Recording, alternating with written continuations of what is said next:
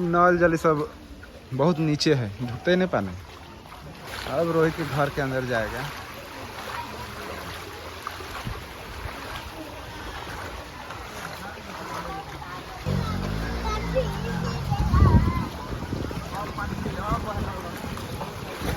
घर के अंदर से जाई थी तो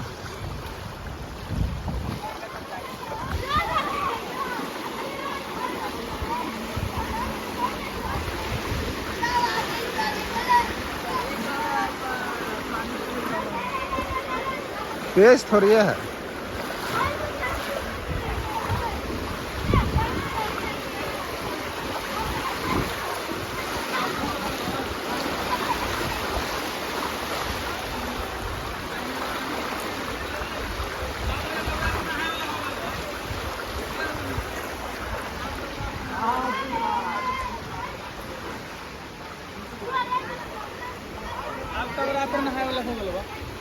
पूरा पानी अवेलेबल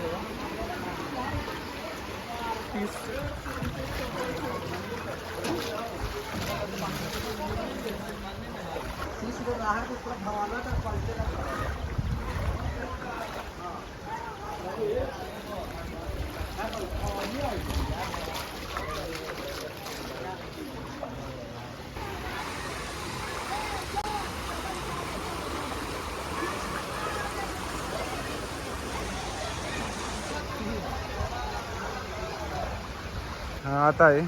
सोनपुर से आने जाने के लिए यही व्यवस्था है, ट्रैक्टर। अपना गाड़ी तो है ही है।